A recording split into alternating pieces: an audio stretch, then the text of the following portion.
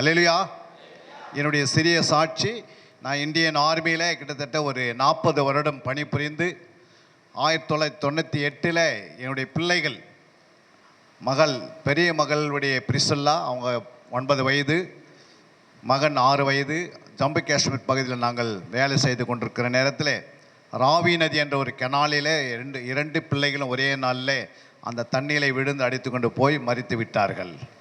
அதற்கு பிறகு என்னுடைய மனைவி மென்டலாகி 69 கிலோவிலிருந்து அவர்கள் 29 கிலோ வந்து விட்டார்கள். கிட்டத்தட்ட 3 மாதத்துக்குள்ளே டாக்டர் சொன்னாங்க, சென்னை ஆர்மி ஹாஸ்பிட்டலில் வைக்கப்பட்டிருந்தாங்க. 3 மாதம் ஹாஸ்பிட்டலில் இருக்கும்போது அவங்க மரித்து விடுவாங்கன்னு சொன்னாங்க. ஆனாலும் ஆண்டவராக இயேசு, இந்த உலகத்தில் ஒரு கடவுள் யார் என்று நான் கேட்டேன். அப்போது ஆண்டவராக இயேசு கிறிஸ்து எனக்கு ஜம்மு காஷ்மீரில் தரிசனமானார். அல்லேலூயா. அது பிறகு என்னுடைய வேலையை ராஜினாமா செய்து நாங்கள் சொந்த ஒரு அரக்கோணம் அந்த கிராமத்தில் நாங்கள் இருந்தோம்.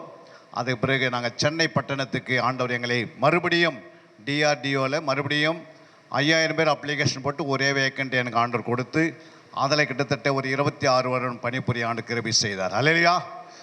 அதை பணிபுரியும் போதே ஒரு 25 வருஷம் ஊழியம் செய்ய ஆண்டு கிருபை செய்தார். அல்லேலூயா. ஒரு ஆவிக்குரிய சபை, ஆவடி ஏசிஏ தாமஸ் ராஜாவுடைய சபையில் கிட்டத்தட்ட ஒரு 25 வருடங்கள் நாங்கள் இருக்கிறோம். நாங்கள் ஆரம்பத்தில் போகும்போது கிட்டத்தட்ட அந்த சபையிலே 150 பேர் தான் இருந்தாங்க. இன்றைக்கி 15,000 பேர் இருக்கிறாங்க. அல்லேலூயா.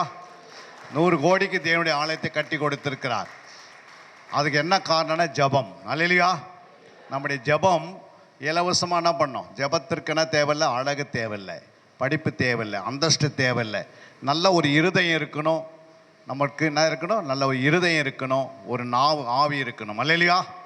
தேவனை நோக்கி நம்ம ஜெபம் பண்ணோம்னா கர்த்தர் நம்ம சபையை கட்டி எழுப்புவார். அல்லேலூயா. கர்த்தர் நம்முடைய ஆத்துமாக்களை பெருக வைப்பார். இது நீங்கள் பணம் கொடுத்து செய்ய வேண்டிய அவசியம் இல்லை. அல்லேலூயா. இது ஜபத்தினால தான் ஆகும். ஜபிக்கிறவர்கள் பாவம் செய்ய மாட்டார்கள், பாவம் செய்கிறவர்கள் ஜெபிக்க மாட்டார்கள். அல்லேலூயா. எவ்வளோ ஜெபிக்கிறோமோ அவ்வளோ சாத்தான் கோமா ஸ்டேஜுக்கு போயிடுறான். அல்லேலூயா. இந்த எங்களுக்கு ஆண்டவர் கொடுத்த ஊழியத்தில் பார்த்தீங்கன்னா கிட்டத்தட்ட 1 கோடி சீசர்களை உருவாக்கணும். எத்தனை கோடி? 1 கோடி சீசர்களை உருவாக்கும்படி ஆண்டவர் எங்களுக்கு சொன்னார். ஏன் அப்படி சொன்னார்னா, 2 பிள்ளைகளை நாங்கள் இழந்தோம். சாத்தான் 2 பிள்ளைகளை எடுத்ததுனால எப்படியாவது 1 கோடி சீசர்களை உருவாக்குவதற்கு, உலகத்திலிருந்து மக்கள் என்ன பண்ணோம், ரட்சிப்பின் வழியாக நடத்துவதற்கு, அதுக்காக ஜெபம் பண்ண வேண்டும்னு ஆண்டு சொன்னார் முதலாவது. அதனால தான் 3 இரவு 3 பகல் 2011 72 hours ப்ரேயர் ஸ்டார்ட் பண்ணோம். அல்லேலூயா. அது பிறகு யோபின் ஜெபம் 7 இரவு 7 பகல் ஜெபித்தோம், சாப்பிடாமல் தூங்காமல்.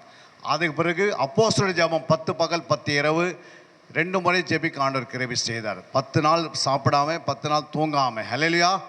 இப்படி ஜபத்தினால தான் இன்னைக்கு இந்த பெரிய ஊழியம் நிறைவேறி கொண்டிருக்கிறது. அல்லேலூயா. அதுக்கு பிறகு ஆண்டவர் தானியேலுடைய ஜபம் 21 இரவு 21 பகல். அப்படியும் அது சாப்பிடாமல் தூங்காமல் சொல்வது ஈஸி, அதை செயல்படும் போது ரொம்ப கடினமாக இருக்கும். ஆனால் அது ஜபத்தில் உட்காந்து தேவன் வல்லமை நம்ம மேலே இறங்கி கொண்டே இருக்கும். அல்லேலூயா. அப்போ 21 இரவு 21 பகல் ஜெபிக்க ஆண்டவர் கிருபை செய்தார். அதுக்கு பிறகு ஆண்டவராக இயேசு கிறிஸ்து, மோசே 40 பகல் 40 இரவு ஜெபம் பண்ணாங்க. அதே ஜபத்தை ஏறெடுக்க ஆண்டவர் சாப்பிடாமல் தூங்காமல் ஜெபித்தோம். அல்லேலூயா. 1 கோடி சீசர்கள் உருவாக மாட்டாங்களா? இப்போது ஜபத்தினால தான் ஆத்ம ஆதாயம் செய்ய முடியும். அல்லேலூயா. ஜெபிக்கிறவன் தான் பரலோக ராஜ்யத்தை சுதந்திரிக்க முடியும். மோசே 40 பகல் 40 இரவு ஜெபம் பண்ணார். அதுக்கு பிறகு பார்த்தீங்கன்னா இயேசு 40 பகல் 40 இரவு ஜெபம் பண்ணார். அதுக்கு பிறகு எலியா ஜெபம் பண்ணார். பாருங்கள், இயேசு புதிய ஏற்பாட்டில் மறுரூபமலையில் போய் நிற்கிறாரு. பழைய ஏற்பாட்டில் எத்தனையோ காலகட்டத்தில் நியாயப்பிரமாணத்தின் புத்தகத்தின்படி எழுதின மோசே அவர்கள் மரித்து அவர்கள் எங்கே வந்து நிற்கிறாங்க? புதிய ஏற்பாட்டில் நிற்கிறாங்க, கானான் தேசத்தில். அல்லேலூயா. அன்று மோசே ஆண்டவர் சொன்னார், கானான் தேசத்தை நீ பார்க்க மாட்டேன்னு. அதே கானான் தேசத்தில் மறுரூபமலையில் இயேசு மோசே நிற்கிறார் இயேசு பக்கத்தில். அல்லேலூயா. எலியா எடுத்துக்கொள்ளப்பட்ட எலியா என்ன பண்ணுறாரு? மறுரூபமலையில் நிற்கிறாரு. 3 பேருமே 40 பகல் ஜெபம் பண்ணதுனால ஜெபிக்கிறவளை கர்த்தர் பக்கத்திலே வச்சுப்பார். நீங்கள் ஜெபம் பண்ணிங்கன்னா இயேசுவும் பக்கத்திலே இருப்பார். அல்லேலூயா. ஜெபிக்காதுன்னு கேட்ட ஆண்டவர் என்ன பண்ணப்பட்டார்? கிட்ட நம்ம அவரோடு பேசணும்னால் அவர் என்ன செய்வார்? நமக்கு பதில் கொடுப்பார். அல்லேலூயா. ஏன்னா அவர் பரிசுத்தமல்ல தேவன். அவரோடு நம்ம பேச பேச அந்த பரிசுத்தம் நமக்குள்ள பரிசுத்தம் உண்டாகிறது. நம்ம குடிகாரங்கிட்ட போய் பேசினா குடிகாரனை போல மாறிடுவோம். அல்லேலூயா. ஜெபிக்காதங்கிட்ட போய் பேசினா ஜெபிக்காதன் போல மாறிடுவோம். ஆனால் கர்த்தராக இயேசு இரவும் பகலும் ஜெபித்தார். அல்லேலூயா. அவர் பரிசுத்தமல்ல தேவன். அவரே போல் நம்மளை ஆகணும்னா அவரோடு பேசிக்கொண்டே இருக்கணும். நீ எவ்வளோ பேசுகிறாயோ அவளுக்கு உன்னுடைய வாழ்க்கை மறுரூபப்படும். அல்லேலூயா. உன் வாழ்க்கையிலே மாற்றங்கள் வரும். உன் வாழ்க்கையில் அற்புத அடையல் நடக்கும். அதிசயங்களை கர்த்தர் செய்வார். இதுவரைக்கும் இல்லாத ஒரு அற்புதம் கர்த்தர் இந்த சபைக்கு செய்ய போகிறார். இந்த வருஷத்தில் கர்த்தர் பெரிய காரியத்தை செய்வதற்காக தான் கர்த்தர் இந்த நாளில் நம்மை கொண்டு வந்திருக்கிறார். அல்லேலூயா. ஆண்டவருக்கு எல்லாமே லேசான காரியம். ஒன்றும் ஆண்டவர் தடை இல்லை. ஜெபிக்கிறவர் இடத்துல தடை ஒன்றுமே கிடையாது. அல்லேலூயா. கர்த்தருடைய இருதயமே என்னன்னா, நமக்கு செய்வது தான் ஆண்டவருடைய இருதய நோக்கம், திட்டம் எல்லாமே. நம்முடைய ஜெபத்துக்காக எதிர்பார்க்கிறார். நம்முடைய ஜெபத்தினோட அளவுகோல் அங்கே இருக்கிற கலசங்கள் நம்முடைய சபையின் சார்பாக நிரப்பப்பட்டு அந்த கலசில் நிரம்பி கீழே கொட்டப்பட்டால் தான் என்ன பண்ண முடியும்? சபை கட்டப்படும். சபையோடைய தேவைகள் எல்லாம் சந்திக்கப்படும். பணம் பெருசு கிடையாது, பொருள் பணம் பெருசு கிடையாது. நம்ம ஜெபிக்கிறது தான் பெருசு. அல்லேலூயா. எவ்வளோ நீங்கள் ஜெபிக்கிறீங்களோ அந்த அளவு கர்த்தர் என்ன செய்வார்? உங்களை பலப்படுத்துவார். அல்லேலூயா. சபை நாளுக்கு நாள் விருத்தி அடையும். ஆத்மா பெருகி கொண்டே இருக்கும். இந்த சபையை விட்டு போன ஆத்மாலாம் மறுபடியும் திரும்பி எங்கே வரும்? சபைக்குள்ளே வரும். புதிய ஆத்மாக்களை கொண்டு வருவார். அல்லேலூயா. இந்த பட்டணத்தில் எத்தனை லட்சம் பேர் இருந்தாலும் 1 லட்சம் பேர் கொடுத்து ஆண்டு பெரிதான காரியம். அல்லேலூயா. அவரால் ஆகாத காரியம் ஒன்றுமே இல்லை. இந்த நாளில் ஆண்டோடைய வார்த்தையை நாம் கேட்க போகிறோம். இந்த நாளில் எத்தனை பேர் வேத புத்தகத்தை கையில் கொண்டு வந்திருக்கு? ஒரு அலையில சொல்லுங்கள் பார்க்கலாம். வேத புத்தகத்தை நம்முடைய கையில் எழுந்து கொண்டு நீங்கள் ஒரு அலையில சொல்லுங்கள் பார்க்கலாம். அல்லேலூயா. எத்தனை பேர் நோட்ஸ் கொண்டு வந்திருக்கிறீங்க? நோட்ஸ் எழுதுவதுக்கு நோட்ஸ் கொண்டு மட்டும் காரங்களை உயர்த்துக்கு பார்க்கலாம். பாருங்கள், ரொம்ப கம்மியாக கொண்டு வந்திருக்கிறீங்க. அல்லேலூயா. உங்கள் மேய்ப்பர் கொடுக்குற 52 வாரத்துடைய மெசேஜ் என்ன பண்ணோம்? நீங்கள் எழுதி உங்கள் அலுமாரியில் வைக்கணும். அல்லேலூயா. நீங்கள் எழுதி அதை குடும்ப ஜபத்தில் அபியாசம் பண்ணணும். ஏன் அப்படின்னா, பின்னாடி வர சந்ததிக்கு நீங்கள் பொக்கிஷத்தை சேர்த்து வைக்கிறீங்க. அல்லேலூயா. அப்போ சபையில் என்ன பேசுகிறாரு அந்த வார்த்தை கேட்டு அந்த வசனங்களை எழுதி ஒரு வாரம் ஃபுல்லாக என்ன பண்ணோம்? உங்கள் குடும்ப ஜபத்தில், தனிப்பட்ட ஜபத்தில், பொதுவான ஜபத்தில் என்ன செய்யணும்? பொதுவான ஜபத்தில் அதை வைத்து ஜெபிக்கணும். அல்லேலூயா. அந்த வசனம் உங்களோடு பேசும். அல்லேலூயா. வசனத்துக்குள்ளே உயிர் இருக்குது. வசனத்துக்கு என்ன இருக்குது? உயிர் இருக்கிறது. அப்போ உயிர் எப்படி இருக்குது? இயேசு உயிரோடு இருக்கிறனால்தான், அது எழுதினவர் உயிரோடு இருக்கிறனால்தான் வசனம் உயிராகுது. அந்த உயிருள்ள வசனம் உனக்குள்ளே போகும்போது உன்னை என்ன பண்ணுறாரு? ஆண்டவர் விடுதலை பண்ணுவார். உன் தேவைகளை சந்திப்பார். அல்லேலூயா. அதனால தான் வசனங்களை எழுத வேண்டும். உங்கள் சிந்தனைகள் சிதறடிக்கப்படாதபடி பிசாசு என்ன பண்ணுவான்? நீங்கள் அப்படியே பார்த்து நிற்பீங்க, எப்போ முடியும்னு பார்ப்பீங்க. அல்லதான். ஆனால் எழுதுறவர்கள் என்ன பண்ணுவாங்க? அடுத்த வசனம் என்ன வரப்போகிறது, அடுத்த வசனம் என்ன வரப்போகிறது, எழுத சிந்தனை என்ன பண்ணும்? உன்னோடு கூட அப்படியே ஐக்கியத்தில் இருக்கும். சபையோடு இணைந்து இருக்கும். உங்கள் சிந்தனை ஆண்டோட சிந்தனை உன்னை இணையும். அல்லேலூயா. அதனால் தேவனுடைய வார்த்தையை நாம் கேட்க போகிறோம். இந்த நாளிலே நாம் 7 விதமான காரியங்களை குறித்து சுருக்கமாக நாம் எடுக்க போகிறோம். 7 விதமான காரியங்கள். ஆவியானவர் நம்ம கொடுக்கப்பட்ட நேரத்தை சரியாக 8:15 மணிக்கு நம்ம முடிக்கணும். ஆவியை நம்மோடு இடைப்படுவராக. நாம் முதலாவது ஒரு வசனத்தை நாம் வாசிக்கலாம். 7 காரியங்களை குறித்து ஆவியை நம்மோடு இடைப்பட போகிறார். அதில் முதலாவது நம் காரியம் பார்க்க போகிறோம். சபை கிறிஸ்துவின் சுபாவத்தில் வளர வேண்டும். அல்லேலூயா. நம்ம சபை எப்படி வளர வேண்டும்? வேறு யாருடைய சுபாவம் வந்துடக்கூடாது. கிறிஸ்துவின் சுபாவம். அல்லேலூயா. அதில் வளர்வதற்கு முதலாவது உங்களை நடத்துகிறவர்கள் அவர்கள் கீழ்ப்படிய அடங்குங்கள். முதலாவது உங்களை நடத்துகிறவர்கள் அவர்களுக்கு, உங்கள் மேய்ப்பருக்கு என்ன பண்ணியிருக்கணும்? கீழ்ப்படிந்து அடங்கி இருக்க வேண்டும். இரண்டாவதாக நாம் பார்க்கிறோம், சபைக்கு பிரியமானது ஜெபம் பண்ணுவதிலும் தேவ வசனத்தை போதிப்பதிலும் ஊழியம்தான். அல்லேலூயா. சபைக்கு எது பிரியம்? ஒன்று ஜெபம், இன்னொன்று அவனுடைய வசனங்களை கொண்டு போய் என்ன பண்ணணும்? போதிக்கணும், பிரசங்கம் பண்ணணும், உபதேசிக்கணும். இந்த வேலை தான் நம்ம செய்யணும். மூன்றாவதாக நாம் பார்க்கும்போது சபையில் என்ன நடக்குன்னா, தியானம் வந்து இனிதாக இருக்கும். நாள் முழுவதும் அது என் தியானமாக இருக்க வேண்டும். அல்லேலூயா. இந்த வேதத்தை குறித்து நல்லா தியானிக்க வேண்டும். நான்காவதாக நாம் பார்க்கிறோம், எந்த மனுஷனையும் கிறிஸ்து இயேசுக்குள் தேறினவனாய் நிறுத்தபடிக்கு. அல்லேலூயா. நீங்கள் எல்லாம் எப்படி இருக்கணும்? தேறினவனாய் வாழ வேண்டும். அது பிறகு ஆண்டு சொல்கிறார். ஐந்தாவது, சத்தியத்தை அறிகிற அவர் சித்தத்தை செய்ய வேண்டும். சத்தியத்தை அறிந்த பிறகு ஆண்டோடைய சித்தம் என்ன அப்படின்னு கண்டுபிடிச்சு அதை செய்ய வேண்டும். ஆறாவது, பரலோகத்திலே பொக்கிஷங்களை சேர்த்து வைக்க வேண்டும். ஏழாவதாக, ரட்சிப்பின் நிறைவேற பிரயாசப்பட வேண்டும். அல்லேலூயா. 7 காரியங்களை சொன்னேன். யாருன்னா சொல்ல முடியுமா? 7 காரியங்கள் எழுதுனீங்களா? முதலாவது என்ன சொன்னேன்? உங்கள் மேய்ப்பருக்கு கீழ்ப்படிந்து அடங்குங்கள். எபிரேயர் 13 அதிகாரம் 17 வசனத்தை நாம் வாசிக்கலாம். யாராவது மைக்கில் அதை வாசிங்க. நீங்கள் ஒரு முறை வாசிங்க, நான் ஒரு முறை வாசிக்கிறேன். அது பிறகு ஆவியா என்ன பண்ணுவார்? உங்களோட அதை இடைப்படுவார். தேவ வசனத்தை உங்களுக்கு போதித்து உங்களை நடத்தினவர்களை நீங்கள் நினைத்து அவர்களுடைய நடக்கையின் முடிவை நன்றாய் சிந்தித்து அவர்களுடைய விசுவாசத்தை பின்பற்றுங்கள். அல்லேலூயா. அப்போ ஆண்டவர் என்ன சொல்றாரு? ஃபர்ஸ்ட் 13-17 உங்களை நடத்துகிறவர்கள் உங்கள் ஆத்துமாக்களுக்காக உத்தரவாதம் பண்ணுகிறவர்களாய் விழித்திருக்கிறவர்களானபடியால் அவர்கள் துக்கத்தோடு அல்ல சந்தோஷத்தோடு அதை செய்யும்படி அவர்களுக்கு கீழ்ப்படிந்து அடங்குங்கள். அல்லேலூயா. அப்போ முதலாவது என்ன செய்யணும்? உங்களை நடத்துகிறவர் யாரு?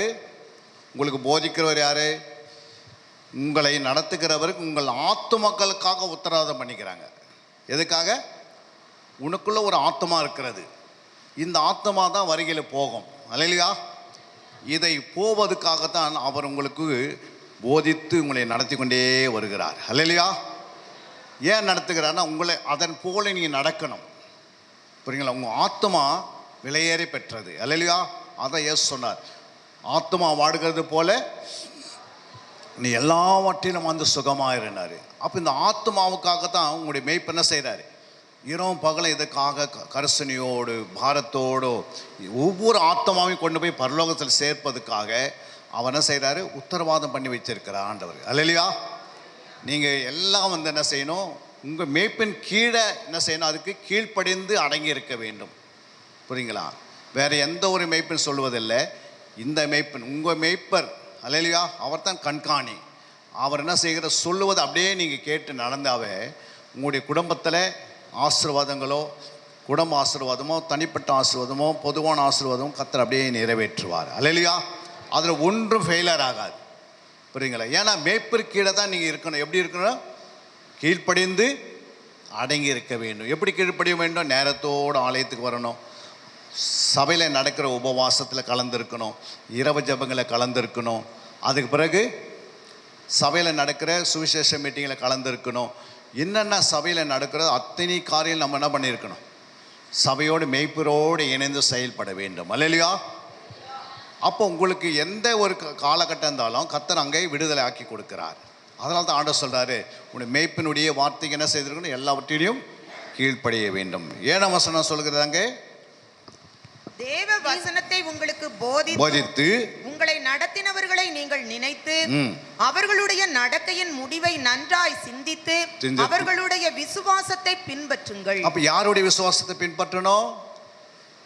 ஃபர்ஸ்ட் கீழ்ப்படிந்து அடங்கணும் மேய்ப்பருக்கு. இரண்டாவது அவருடைய விசுவாசத்தை, மேய்ப்பனுடைய விசுவாசத்தை சரியா பின்பற்றணும். அல்லேலூயா. இயேசு என்ன சொல்லியிருக்கிறாரு? உங்க மேய்ப்பனுடைய விசுவாசத்தை பின்பற்றணும். ஏன்னா தேவ வசனத்தை உங்களுக்கு போதித்து உங்களை நடத்தினவர்களை நீங்கள் நினைத்து அவர்களுடைய நடக்கின் முடிவை நன்றாய் சிந்தித்து அவர்களுடைய விசுவாசத்தை என்ன பண்ணியிருக்கணும்? பின்பற்றணும். அப்போ என்ன சொல்கிறார் ஆண்டவர்? ஒன்று நினைக்கணும். புரியுங்களா? நீங்கள் எங்கே போனாலும் என்ன செய்யணும்? உங்கள் மேய்ப்பரை நினைக்கணும். அவர் எதை குறித்து நினைக்கணும்? அவர் கொடுத்த தேவ வசனத்தை போதித்தாரலாம். ஒவ்வொரு வாரமும் ஏதோ என்ன பண்ணுறோம்? நம்ம தேவையில்லாத வசனத்துக்குள்ளே போயிடுறோம். யூடியூப்பில் போய் தேவையில்லாத காரியங்களாம் பார்க்குறோம். உங்கள் மேய்ப்பர் கொடுத்தது தான் உங்களுக்கு மன்னா. அல்லேலூயா. அந்த மன்னாவை நீங்கள் பின்பற்றினா போதும். அந்த மன்னாவை நினைக்கணும், இருதயத்தில் வச்சு என்ன பண்ணணும்? நினைக்கணும். அது பிறகு அதே இருதயத்தில் அது குறித்து சிந்திக்கணும், அவருடைய முடிவை சிந்திக்கணும். இந்த அளவுக்கு ஆண்டவர் கொண்டு வந்து நிறுத்திருக்கிறார்னா நம்மையும் கொண்டு வருவார். அல்லேலூயா. அவர் சாதாரணமாக வந்து ஊழியத்துக்கு வரலை, கர்த்தருடைய அழைப்பில் தான் வந்திருக்கிறார். அல்லேலூயா. அவருக்குள்ளே வைத்திருக்கிற திட்டங்களை கர்த்தர் என்ன பண்ணுவார்? ஏற்ற நேரத்தில் நிறைவேற்றுவார். அந்த காலங்கள் மிக நெருங்கி இருக்கிறது. இன்னும் அதுக்கு ஒன்றும் 10 வருஷம் தான் கிடையாது. ஒரே வருடத்தில் தலைக்கீழாக மாற்றுவார் எல்லாத்தையும். புரியுதுங்களா? இன்று நாம் பார்க்குற மாதிரி அடுத்த வருஷம் இப்படி இருக்காது, வேறு வித்தியாசமாக மாற்றுவார். அதுக்கு தேவை மேய்ப்பரை பின்பற்ற வேண்டும், விசுவாசத்தை பின்பற்ற வேண்டும். ஏன்னா விசுவாசத்தை தான் எல்லாம் அடங்கி இருக்கிறது. அல்லேலூயா. விசுவாசிக்கிறவனுக்கு எல்லாம் கூடும், கூடாதது ஒன்றுமே இல்லை. அப்போ விசுவாசிக்கிறவனுக்கு எல்லாம் கூட உங்கள் மேய்ப்படி விசுவாசத்தை பின்பற்றணும். புரியுங்களா? அவர் எப்படி நடத்துகிறார், எப்படி அவர் வாழுகிறார், எப்படி நடத்துகிறார், எப்படி போதிக்கிறார், எப்படி சிக்ஷிக்கிறார், நம்ம எப்படி கண்டித்து போதிக்கிறார், எல்லாவற்றையும் கேட்டு நம்ம அடங்கி இருந்தோம்னா அந்த விசுவாசத்தினுடைய கர்த்தர் நம்மை 1000 மடங்கு நம்மளை என்ன பண்ணுவார்? ஆசீர்வதிப்பார். ஹல்லேலூயா. மூன்றாவதாக 1 தெசலோனிக்கேயர் 5:12. மூன்றாவதாக 1 தெசலோனிக்கேயர் 5:12. அன்றியும் சகோதரரே, உங்களுக்குள்ளே பிரயாசப்பட்டு கர்த்தருக்குள் உங்களை விசாரணை செய்கிறவர்களாய் இருந்து உங்களுக்கு புத்தி சொல்லுகிறவர்களை நீங்கள் மதித்து. மூன்றாவது, உங்களுடைய மேய்ப்பர்கள் என்ன செய்யணும்? மதிக்கணும். அல்லேலூயா. சிலங்க மதியீனம் பண்ணுவாங்க. எனக்கு எல்லாம் தெரியும், நான் இஷ்டத்துக்கு அப்படியே போவேன், நான் அங்கங்கே சுற்றினே இருப்பேன். அப்படி கிடையாது. உங்கள் மேய்ப்பர் என்ன சொல்கிறாரோ அது சொல்லப்பட்டது பாருங்கள். ஏனென்று அங்கே சொல்லப்பட்டிருக்கிறது, அன்றியும் சகோதரரே உங்களுக்குள் பிரயாசப்பட்டு. அப்போ யார் பிரயாசப்படுறாரு? உங்கள் மேய்ப்பர். எப்படி பிரயாசப்படுறாரு? நீங்கள் உங்களுக்கு தலைவலி வலிக்கும் போது, ஹாஸ்பிட்டலில் இருக்கும் போது, இல்லை கஷ்டப்படும் போது, இல்லை நல்லது கெட்டது நடக்கிற காரியத்தில் எல்லாவற்றையும் என்ன பண்ணுறாரு? பிரயாசப்படுறாரு, விசாரிக்கிறார். அடுத்தது என்ன பண்ணுறாரு? விசாரணை செய்கிறார். எப்படிமா இருக்கிற கேட்குறாரு இல்லைங்களா? அப்போது விசாரணை செய்கிறவர்களுக்கும் அவர் என்ன பண்ணுறாரு? அதுக்கேற்ற புத்தியும் சொல்கிறார். புரியுங்களா? புத்தி சொல்லி என்ன சொல்கிறாரு? அந்த இடத்துல புத்தி சொல்லி என்ன பண்ணுறாரு? அவர்களுக்கு நீங்கள் என்ன பண்ணியிருக்கணும்? உங்கள் மேய்ப்பருக்கு மதிக்கணும். அல்லேலூயா. புரியுங்களா? எல்லா ஊழியும் ஈஸியாக இருக்கும், ஆனால் மேய்ப்பர் ஊழியம் ரொம்ப கடினமான ஊழியம். கர்ப்ப வேதனை, ஒவ்வொரு நாளும் கர்ப்ப வேதனையோடு உங்களை நடத்தி கொண்டு வராரு. அல்லேலூயா. ஒரு மேய்ப்பருடைய காரியத்தில் 3 காரியத்தில் நீங்கள் கரெக்டாக இருந்தீங்கன்னா அதுக்கு அடுத்த வருஷம் சொல்லப்போது அப்படியே நிறைவேறும். அல்லேலூயா. நம்பர் 1 என்ன சொன்னேன்? மேய்ப்பருக்கு கீழ்ப்படிந்து அடங்க வேண்டும். 2வது, மேய்ப்படி விசுவாசத்தை பின்பற்ற வேண்டும். 3வது, உங்களுடைய மேய்ப்பருக்கு என்ன செய்யணுமா? மதித்து கனம் பண்ண வேண்டும். அல்லேலூயா. அவர் நடக்கும்போது வரும்போது எப்போது என்ன செய்யணும்? அவருக்கு மதிக்க வேண்டும், கனம் பண்ண வேண்டும். நீங்கள் இங்கே அங்கே அலைய வேண்டிய அவசியம் கிடையாது. அதை தான் ஆண்டவர் சொல்கிறார் அடுத்த வசனத்தில். எபிரேயர் 6:10 வாசிங்க. நீங்கள் அப்படி செய்தால் என்ன நடக்குன்னு பாருங்க. அங்கே 6:10. ஏனென்றால் உங்கள் கிரியையையும் நீங்கள் பரிசுத்தவான்களுக்கு ஊழியம் செய்ததினால் செய்து வருகிறதினாலும் தமது நாமத்திற்காக காண்பித்த அன்புள்ள பிரயாசத்தையும் மறந்து விடுகிறதற்கு தேவன் அநீதி உள்ளவர் அல்லவே. அப்ப ஆண்டவர் சொல்றாரு, ஏனென்றால் உங்கள் கிரியையும் நீங்கள் பரிசுத்தவான் உங்கள் ஊழியருக்கு ஊழியம் செய்ததினாலும் செய்து வருகிறதினாலும் தமது நாமத்திற்காக காண்பித்த அன்புள்ள பிரயாசத்தையும் அவர் என்ன செய்ய மாட்டார்? ஆண்டவர் மறந்து விட மாட்டார். ஹல்லேலூயா. நீங்கள் அவருக்கு என்ன மேய்ப்பருக்கு என்ன செய்கிறீங்களோ அது ஆண்டவருக்கு செய்த மாதிரி. புரியுங்களா? அதாவது ஆண்டவர் நாடு மேய்ப்பரன்னு என்ன பண்ணுற ஒரு ஆசாரியர் அவர். ஹல்லேலூயா. அந்த ஆசாரியருக்கு நீங்கள் அவர் சொல்கிறபடி நடந்தாவே உங்கள் குடும்பத்தில் எண்ணெய் மாவும் குறையாது. ஹல்லேலூயா. உங்கள் பிள்ளைகளுக்கு அனாதையை விடுவதில்லை. ஹல்லேலூயா. ஏற்ற நேரத்தில் கரெக்டாக உங்கள் பிள்ளைங்களுக்கு மாப்பிள்ளை வேணும்னா மாப்பிள்ளை கொடுப்பார், பெண்ணு வேணும்னா பெண்ணை கொடுப்பார். ஏற்ற நேரத்தில் வீட்டை கட்டுவீங்க. ஏற்ற நேரத்தில் உங்கள் வீட்டில் என்ன செய்வோம்? நல்ல வீட்டை கட்டி புதிய வீட்டுக்குள்ளே நுழைவீங்க. ஏன்னா மேய்ப்பருக்குள்ளே அவ்வளோ வல்லமை கொடுத்துருக்கிறார் ஆண்டவர். அல்லேலூயா. அதனால தான் மேய்ப்பருக்கு எல்லாவற்றையும் என்ன செய்திருக்கணும்? ஃபஸ்ட்டு கீழ்ப்படியணும், 2வது விசுவாசத்தை பின்பற்றணும், 3வது மதிக்கணும். அப்படி செய்தால் கர்த்தர் உங்களை ஒரு நாள் மறக்கவே மாட்டார். அதனுடைய தேவைகள் பரிபூரணமாக சந்திப்பார். 2வது நாம் சப்ஜெக்டில் போவோம். சபை பிரியமானது. சபைக்கு எது பிரியம்? 1 ஜெபம், 2வது தேவனுடைய வசனம். அல்லேலூயா. இந்த 2 காரியத்தை குறித்து நாம் வாசிக்கலாம். அப்போஸ்தலர் 6ஆம் அதிகாரம் 4-5. அப்போஸ்தலர் 6:4-5 வாசிக்கலாம். நாங்களோ ஜெபம் பண்ணுவதிலும் வேத வசனத்தை போதிக்கிற ஊழியத்திலும் இடைவிடாமல் தரித்திருப்போம் என்றார்கள். இந்த யோசனை சபையார் எல்லாருக்கும் பிரியமாயிருந்தது. அப்பொழுது விசுவாசமும் பரிசுத்த ஆவியும் நிறைந்தவனாகிய ஸ்தேவானும் பிலிப்பையும் பிரோகையும் நிக்கோனேரையும் தீமோனையும் பர்னமாவையும் யூத மார்க்கத்தை அமைந்தவன அந்தோக்கியா பட்டணத்தாகிய நிக்கோலாவையும் தெரிந்து கொண்டு. அல்லேலூயா. அவங்க என்ன சொல்கிறார் ஆண்டவர்? இந்த யோசனை சபையார் எல்லாருக்கும் எப்படி இருந்ததா? பிரியமா இருந்தது. எந்த யோசனை? 4ஆம் வசனம் சொன்னார் பாருங்க ஆண்டவர். என்ன யோசனை அது? 1, நாங்களோ ஜெபம் பண்ணுவதிலும் தேவ வசனத்தை போதிக்கிற ஊழியத்திலும் இடைவிடாமல் தரித்திருப்போம். அல்லேலூயா. அப்போ இந்த 2 வேலையை நம்ம எல்லாரும் சேர்ந்து செய்யணும். புரியுங்களா? ஒன்று ஆத்ம ஆதாயத்துக்கு என்ன செய்யணும்? ஒரு ஆத்ம சபைக்குள்ளே கொண்டு வரணும்னா அதுக்கு முதல் தேவை ஜெபம். அல்லேலூயா. இந்த பட்டணத்துக்குள்ளே இருக்கிற மினிஸ்ட்ரிலேருந்து எல்லாருக்காக என்ன பண்ண, நீங்கள் பேர் சொல்லி ஜெபிக்கணும். லிஸ்ட்டு வாங்கி தாசில் இருக்கிற அந்த தாசில்தாருக்காக நம்ம ஜெபித்து இருக்க வேண்டும். அல்லேலூயா. அந்த பட்டணத்தில் எம்பிகளுக்காக ஜெபம் பண்ணியிருக்கணும், எம்எல்ஏக்காக ஜெபம் பண்ணணும். அவங்களாம் ரட்சிக்கப்பட்டு சபையில் வருவாங்க. ஆண்டவர் என்ன சொன்னார்? அறியாமையினுடைய காலங்களே கர்த்தர் எப்படி இருந்தார்? காணாது போல இருந்தார். இப்போது அறிவு வந்துடுச்சு. ஆண்டவர் கட்டளை எடுக்கிறார், எல்லாம் மனம் திரும்ப வேண்டும். அல்லேலூயா. இப்போ உலகம் ஃபுல்லாக என்ன வந்துடுச்சு? உலக அறிவு வந்தாச்சு. அறிவு வந்த பிறகு கர்த்தர் யாருன்னு அறிஞ்சுப்பாங்க, டக்குன்னு அறிஞ்சுப்பாங்க. என்னன்னு தெரியும்? மரணத்துக்கு பிறகு என்ன வாழ்க்கை, மரணத்துக்கு பிறகு எங்கே போவோம் அப்படின்ட்டு யாருக்கு தெரியும்? யாருக்கு தெரியும்? அவங்களுக்கு தெரியாது. ஆனால் அந்த அறிவு ஆண்டவர் கட்டளை விடுவார். அல்லேலூயா. அப்போ அந்த ஆத்துமாக்கெல்லாம் நம்ம கூட்டி சேர்க்கணும். முதல் தேவை ஜெபம், விண்ணப்பம், வேண்டுதல், மன்றாடி ஜெபிக்கிறது, போராடி ஜெபிக்கிறது, கண்ணீர் விட்டு ஜெபிக்கிறது, உத்தரவாதம் பண்ணி ஜெபிக்கிறது, முழங்காலில் ஜெபிக்கிறது, இரவெல்லாம் கண் விட்டு ஜெபிக்கிறது. இரவும் பகலும் ஒரு 72 மணி நேரம் என்ன செய்யணும்? சாப்பிடாமல் தூங்காமல் ஜெபிக்கணும். அல்லேலூயா. ஒன்று சபை வளரும், ஒன்று நீங்கள் வளருவீங்க. ஒரு 3 நாள் சாப்பிடாத அந்த சத்துருவாங்கள ஆட்கள், புரியுங்களா? 40 நாள் நாங்கள் ஜெபம் பண்ணோம், புரியுங்களா? 40 நாள் நம்ம தமிழ்நாட்டில் பஞ்சம் வந்தால் என்ன பண்ணுவோம்? இப்போ 40 நாள் பஞ்சத்தில் என்ன பண்ண, தண்ணி குடிச்சினே ஜெபம் பண்ணியிருப்பேன். ஆனால் நீங்கள் இருப்பீங்களா? அது மாதிரி ஒரு வருஷத்துக்கு ஒரு முறையாவது 40 பகல் 40 இரவு என்ன பண்ணோம்? நீங்கள் ஜெபித்து பார்க்கணும். அப்போ ஜெபிக்க ஜெபிக்க மனுஷனுடைய சரீரத்தில் பலன் குறையுமா ஏறுமா? ஒருத்தர் ஜெபிக்க ஜெபிக்க மனுஷனுடைய சரீரத்தில் ஆவியில் ஆத்மாவில் பலன் குறையுமா ஏறுமா? ஏறும். புரியுங்களா? டெய்லி நம்ம சோர்ந்து போக முடியாது, சோர்வே வராது. நைட்டு நாங்கள் 12 மணிக்கு வந்தோம், 4:30 மணிக்கு நான் படுக்க போனேன். எத்தனை மணிக்கு? அப்போ சபைக்கு என்ன பேசணும்னு சொன்ன பிறகு இந்த 7 காரியத்தை ஆண்டு கொடுத்தாரு. அப்போ 2 மணிலேருந்து 4:30 வரைக்கும் இந்த சப்ஜெக்ட் எடுத்து வச்சுட்டா 4:30 to 5 மணிக்கு நம்ம உடனே என்ன பண்ணிட்டேன், வீட்டில் இருக்கிற எல்லோரும் எழுப்பிட்டு நாங்கள் ரெடி ஆகிட்டோம். அல்லேலூயா. அதனால் இரவெல்லாம் நான் தூங்கலாம் அப்படின்னு மனசாப்பட மாட்டேன். கர்த்தருடைய ஆவி இறங்கினே இருக்கும் போது சார் நமக்கு தூங்கலான்னா இருக்குது. புரியுங்களா? பரலோகத்தில் போய் தூங்க போகிறோம், பரலோகத்தில் தூக்கம் இருக்குமா?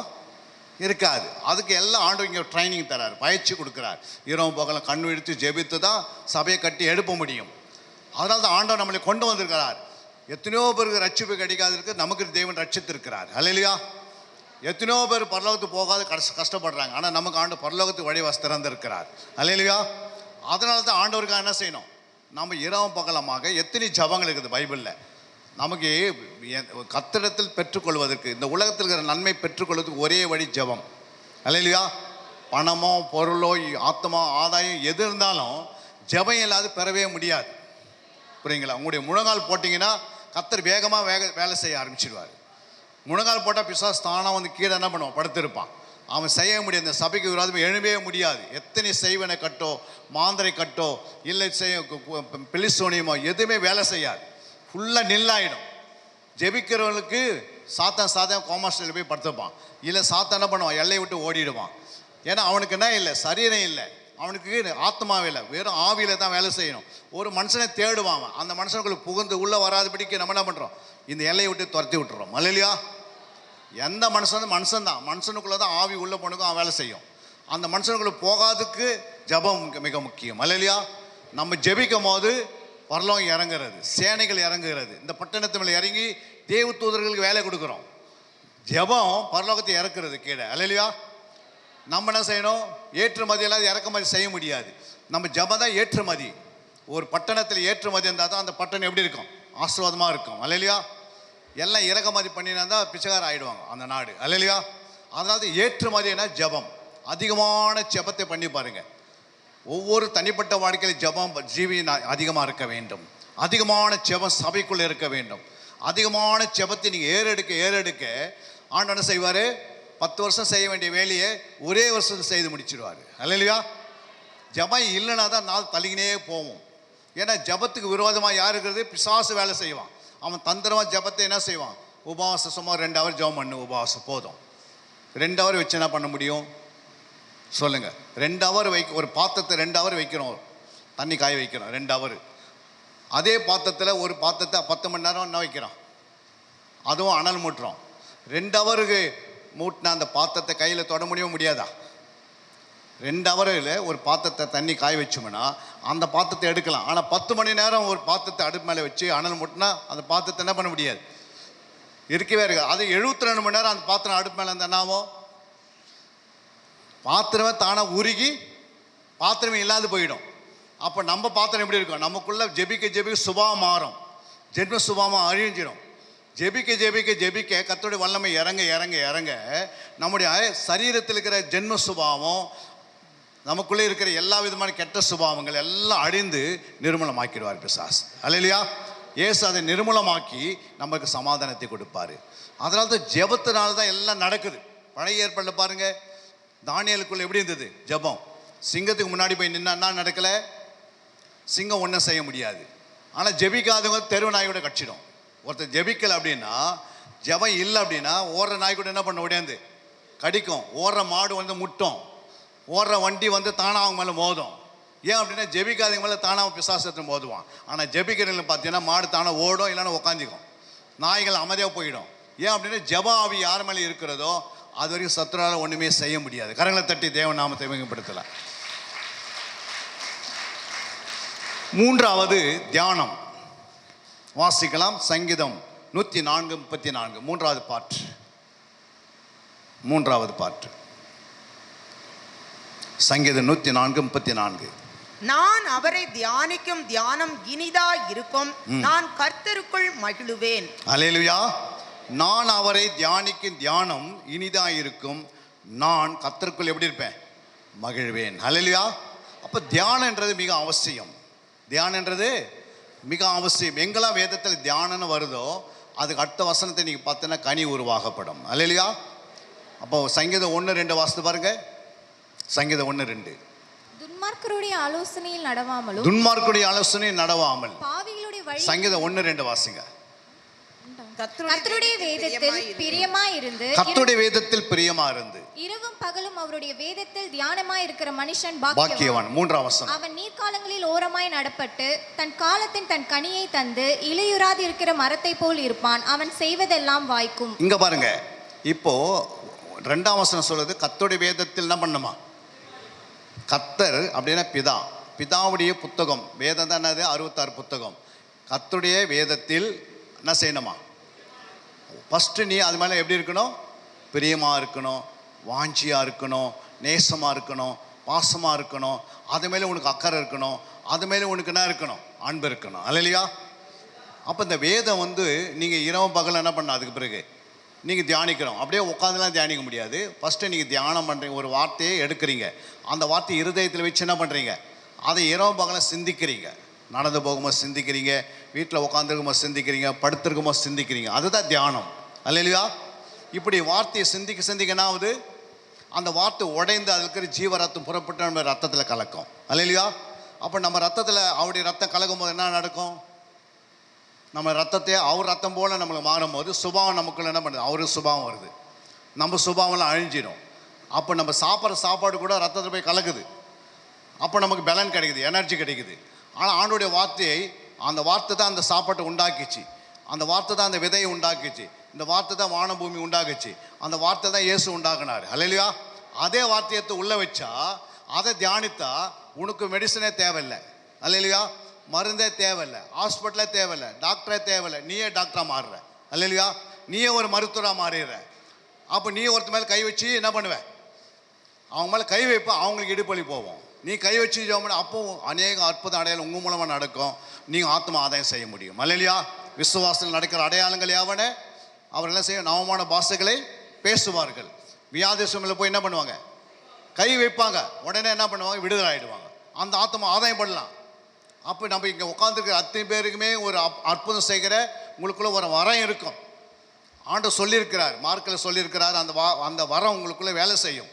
அப்போ நீங்கள் போய் கை வச்சு என்ன பண்ணோம், கை வச்சா அவங்களுக்கு விடுதலை. என்ன செய்யணும், கை வச்சாவே விடுதலை. நீங்களே என்ன பண்ணுறோம், என் மேலே கை வச்சு இன்னும் ஜோம் இதே தான் நம்ம சொல்லியிருக்கிறோம் 10 வருஷம் 5 வருஷமா. அல்லேலூயா. அப்படி கிடையாது. நம்ம எப்படி இருக்கணும், ஒரு குழந்தையாக இருந்தால் பால் கொடுப்போம், ஆனால் வளர்ந்துட்டு பிள்ளையாக மாறிட்டா அது தானாகவே சாப்பாடு போட்டு நாடு சாப்பிடும். அல்லேலூயா. அது வாலிபனாக மாறிட்டா என்ன பண்ணுவோம், எதுவும் சொல்ல மாட்டோம், அது பசி எடுக்கும் போது தானே சாப்பிட்டுக்கும். அது சிநேகனாக மாறினா எது இருந்தாலும் நம்ம என்ன பண்ணுறோம், பேசுவோம். அல்லேலூயா. அப்போ ஒவ்வொரு நாட்களும் நம்ம என்ன செய்யணும், தியானிக்கணும். வேதத்தை எடுத்து என்ன பண்ணணும், 66 புத்தகத்தை, 1189 அதிகாரத்தை ஒவ்வொரு நாளும் என்ன செய்யணும். நீங்கள் எந்த வார்த்தை எடுத்தாலும் சும்மா அப்படியே மேலே மட்டும் மேய்ஞ்சிட்டு போயிடக்கூடாது. மாடு என்ன பண்ணுது, நல்லா மேய்ஞ்சிட்டு என்ன பண்ணுது, அசை போடுது. அசை போட்டால் தான் அதுக்கு என்ன உண்டாகுது, ஜீவன் உண்டாகுது, பால் கொடுக்குறது, அது பலன் உள்ளதாக மாறுது. அதே போல் ஆண்டு சொல்கிறார், இந்த வார்த்தையை எடுத்து நீ இருதயத்தில் வைத்து நீங்கள் தியானம் பண்ணினால். சங்கீதம் 39 3ஆம் வசனத்தை வாசித்து பாருங்க. சங்கீதம் 39 3. என் இருதயம் எனக்குள்ளே அனல் கொண்டது, நான் தியானிக்கையில் அக்கினி மூண்டது, அப்பொழுது என் நாவினால் விண்ணப்பம் செய்தேன். அப்ப என் இருதயம் எப்பவுமே எப்படி இருக்கணும், ஒருத்தருடைய இருதயம் எப்படி இருக்கணும், எப்பவுமே அனலா இருக்கணும். புரியுங்களா? எப்பவுமே நீ ஆவியில் அனலா இருந்தா தான், உன் இருதயம் அனலா இருந்தா தான் பிசாசு உள்ள வர முடியாது. அல்லேலூயா. இன்னைக்கு வார்த்தை நான் விதைத்து போன பிறகு கொஞ்ச நேரம் பிசாசு வந்து அந்த வார்த்தையை அவன் என்ன பண்ணுவான், திருடிடுவான். அவன் பறித்து கொள்கிறான வசனம் சொல்லியிருக்கிறாரு. அதனால தான் இந்த வார்த்தை கேட்ட பிறகு அந்த வார்த்தை என்ன செய்யணுமா, நீங்கள் இருதயத்தில் வைத்து அதை சிந்திக்கணும். உணர்வு வரணும். உணர்வு வந்தால் தான் வார்த்தை உடையும். அல்லேலூயா. அப்போ அந்த இருதயத்தில் எப்பவுமே அனல் இருக்கணும். அந்த தியானம் பண்ணும்போது அக்னி மூடுகிறது. நீ வாயினாலே விண்ணப்பம் பண்ணுகிறாய், நாவினாலே விண்ணப்பம் பண்ணுகிறாய், அந்த விண்ணப்பம் உடனே கேட்கப்படுகிறது. அல்லேலூயா. அப்போ இருதயம் சுத்தமாவது, இருதயம் அனலாக இருக்கிறது, சுத்தமாக இருக்கிறது, பரிசுத்தமாக இருக்கிறது, உத்தமமாக இருக்கிறது, நேர்மையாக இருக்குது. உன்னுக்குள்ளே எந்த கள்ளம் கப்படாத வாழ்வேன். அல்லேலூயா. எந்த ஒரு கசப்பு உள்ள வராது. அப்போ அனல் உள்ள ஒரு இருதயம் தான். அதே சங்கீதம் 49 3 என்ன சொல்லுது பாருங்க. சங்கீதம் 49 3.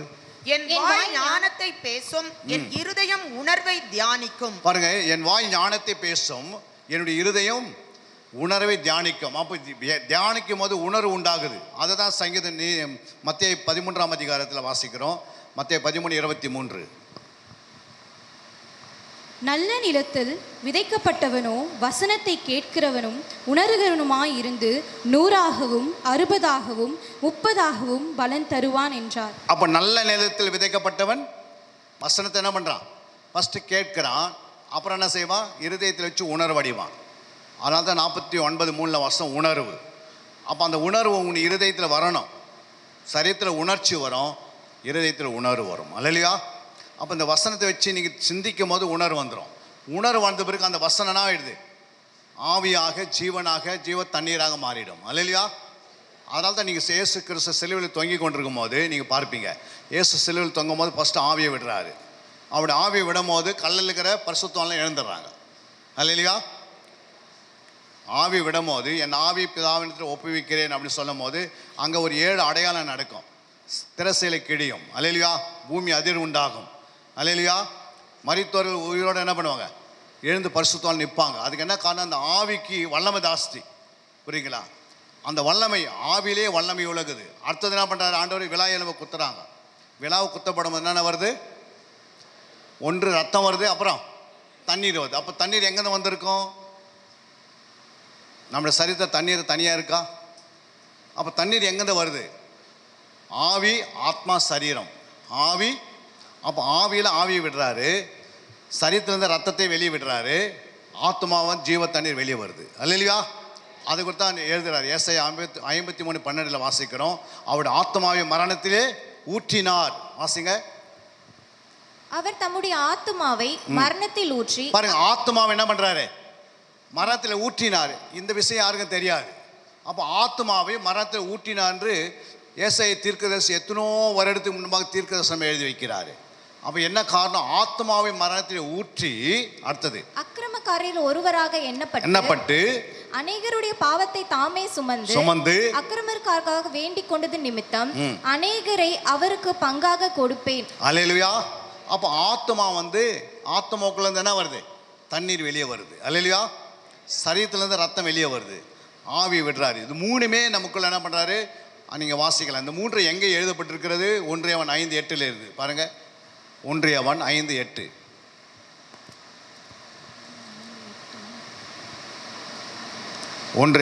பூலோகத்திலே சாட்சியிடுகிறவர்களே 3, ஆவி, ஜலம், ரத்தம் என்பவைகளே. இம்மூன்றும் ஒருமைப்பட்டு இருக்கிறது. பாருங்க, பூமியிலே சாட்சிட்டது இது மூணுமே. இயேசு சிலுவையில் இருக்கும்போது அவர் ஆவி விட்டது, அவர் ஜலத்தை விட்டது, ரத்தத்தை சொல்லி அந்த 3 அந்த காரியங்களை குறித்து ஆண்டவர் என்ன பண்ணுறாரு? 1 யோவான் 5:8 எழுதுகிறார் யோவான். அன்பின் சீசன் இது எழுதி வைக்கிறார். அப்போ பூமியில் சாட்சியங்கள் 3. அல்லேலூயா. 1 ஃபர்ஸ்ட் என்ன சொன்னார்? ஆவி, ஜலம், ரத்தம். அப்படிதான் பாருங்க. ஃபர்ஸ்ட் ஆவியை விட்டுறாரு, அப்புறம் ஜலம், அப்புறம் ரத்தம். ரத்தம் ஃபர்ஸ்ட் வந்துடுது, அப்புறம் ஜலம் வந்தது, ஆவி விட்டுறாரு. ஆழத்தை முடிஞ்சிச்சு. அல்லேலூயா. அது எங்கேருந்து உருவாச்சு? அங்கே அந்த வசனத்தை வாசிங்க. யோவான் 1:14. யோவான் 1:14. அந்த வார்த்தை மாம்சமாகி, அந்த வார்த்தை மாம்சமாகி கிருபையினாலும் சத்தியத்தினாலும் நிறைந்தவராய் நமக்குள்ளே வாசம் பண்ணினார். அல்லேலூயா. இப்போ பாருங்க, அந்த வார்த்தை எந்த வார்த்தை? ஆதியில வார்த்தை இருந்தது, அந்த வார்த்தை தேவனிடத்திலிருந்து, அந்த தேவனா இருந்தது. அல்லேலூயா. அந்த வார்த்தை மரியாளுக்குள்ள போகுது. மரியாளுக்குள்ள போன பிறகு அங்கே என்ன உண்டாகுது? இயேசு உள்ள உருவாகிறாரு. அல்லேலூயா. அங்கே பரிசுத்தாவி மேலே ஊற்றப்படுகிறது, பிதாவின் வல்லமை இறங்குகிறது, வார்த்தை உள்ளே போகிறது. 3 இணைக்கப்பட்டு இயேசு வெளியே வராரு. அதே சிலுவையில் போய் அந்த 3 விடுறாரு. அதை தான் 1 யோவான் 5 வாசிக்கல. நீங்கள் 1 யோவான் 1:7 வாசிங்க. 1 யோவான் 1:7. அவர் ஒளியில் இருக்கிறது போல நாமும் ஒளியிலே நடந்தால் ஒருவரோடு ஒருவர் ஐக்கியப்பட்டிருப்போம். அவருடைய குமாரனாகிய இயேசு கிறிஸ்துவின் ரத்தம் சகல பாவங்களையும் நீக்கி நம்மை சுத்திகரிக்கும். அப்போ இயேசுவினுடைய ரத்தம் எதுக்கு யூஸ் ஆகுது? சகல பாவங்களையும் நம்ம என்ன பண்ணிடுது? நீக்கி நம்மளை சுத்திகரிக்குது. அப்போ அனுதினம் இந்த வார்த்தை என்ன பண்ணுறோம்? ரத்தத்தை எடுத்து அப்ளை பண்ணே இருக்கணும். 1 யோவான் 1:7 நம்ம சொல்லி என்ன பண்ணோம்? ஒவ்வொரு நாளும் ஆண்டவருக்கு சமூகத்தில், ஆண்டவரே உங்களுடைய ரத்தத்தினால என்னுடைய சரீரத்தை என்ன பண்ணுங்க? ரத்தத்தை சுத்திகரிங்க, என் பாவங்களை சுத்திகரிங்க. அப்படி சொன்னாவே பாதி வியாதி உன்னை விட்டு ஓடிப்படுது. அல்லேலூயா. வியாதி இல்லாத ஒரு வாழ்க்கை ஃபஸ்ட்டு சுத்திகரிக்கிறோம். அது பிறகு தான் வார்த்தை உள்ள அனுப்ப போகிறோம். அதுக்கடுத்து 1 கொரிந்தியர் 6:11. 1 கொரிந்தியர் 6:11. உங்களில் சிலர் இப்படிப்பட்டவர்களாய் இருந்தீர்கள். ஆயினும் கர்த்தராகிய இயேசுவின் நாமத்தினாலும் நமது தேவனுடைய ஆவியினாலும் கழுவப்பட்டீர்கள், பரிசுத்தமாக்கப்பட்டீர்கள், நீதிமான்கள் ஆக்கப்பட்டீர்கள். அப்போ தேவனுடைய ஆவியினாலே நம்ம என்ன பண்ணுறோம்? கழுவப்படுறோம். 2வது என்ன பண்ணுறோம்? அவருடைய ஆவியினாலே கழுவப்படுறோம். அவர் விட்ட ஆவியினாலே இந்த வசனத்தை சொல்லி நம்ம என்ன பண்ணுறோம்? ஆண்டவரே உங்களுடைய ஆவியினாலே என் ஆவி என்ன பண்ணுங்க? கழுவுங்க, என்னை சுத்திகரிங்கன்னு சொல்லணும். அப்படி சொல்கிறதுனால தான் உனக்கு என்ன உண்டாகுது? உன் ஆவி சுத்தமாகுது. ஆவினா உன் ஆவிக்குள்ளே நாவு இருக்குது, உதடு இருக்குது, வாய் இருக்குது, அதுக்கு பிறகு என்ன இருக்குது? சுவாசம் இருக்கிறது. இதெல்லாம் பரிசுத்தமாகிடும். அல்லேலூயா. அப்போ நம்முடைய ஆவி பரிசுத்தமாக இருக்கணும். நம்முடைய சரீரத்தை பரிசுத்தமாக்கிட்டோம். அடுத்தது என்ன பண்ணுற போகிறோம்? நம்முடைய ஆத்மாவை பரிசுத்தமாக்க போகிறோம். ஆத்மா எப்படி பரிசுத்தமாக்குறது? எபிரேயர் 10:22 வாசிங்க. எபிரேயர் 10:22. துர்மனசாட்சி நீங்கள் தெளிக்கப்பட்ட இருதயம் உள்ளவர்களாயும் சுத்த ஜலத்தால் கழுவப்பட்ட சரீரம் உள்ளவர்களாயும் உண்மையுள்ள இருதயத்தோடும் விசுவாசத்தின் பூரண நிச்சயத்தோடும் சேரக்கடவோம். அப்போ என்ன சொல்றீங்க? சுத்த ஜலத்தினால் என்ன பண்ணிருக்கணுமா? உங்களுடைய துர்மனசாட்சி நீங்கன்னா சுத்த ஜலத்தை பயன்படுத்தணும். அந்த வசனத்தை கரெக்டாக பயன்படுத்தினாதான் உன் ஆத்மா என்ன பண்ணும்? அந்த இடத்துல துர்மனசாட்சி இருக்கும், கெட்ட குணங்கள் இருக்கும், கெட்ட சிந்தனை இருக்கும், கெட்ட யோசனை இருக்கும், கெட்ட நினைவு இருக்கும், கெட்ட உணர்வு இருக்கும். இதெல்லாம் ஒன்று ஒன்றா என்ன பண்ணிக்கும்? ஒன்று ஒன்றா சுத்திகரித்து இது சொல்லி என்ன பண்ணுறோம்? அதுக்கு பிறகு நம்ம ஜெபம் பண்ணுறோம். அதுக்கு பிறகு ஒரு அதிகாரத்தை வாசிக்கிறோம். அப்போ அதிகாரத்தை நம்ம தியானம் பண்ணும்போது முழு ஆரோக்கியம் நமக்கு கிடைக்கிறது. அல்லேலூயா. அப்போ நம்ம ஆரோக்கியமாக இருந்தால் தான் 4 பேர் மனம் திரும்புவோம். நம்மளே கவர்மெண்ட் ஹாஸ்பிட்டலில் லைனில் போய் நின்றுந்தா ஒருத்தர் என்ன பண்ண மாட்டான்? நாங்கள் நீங்களே லைனில் நின்றுக்கிறேன். ஒரு டாக்டர் மனம் திரும்பணும்னா என்ன செய்யணும்?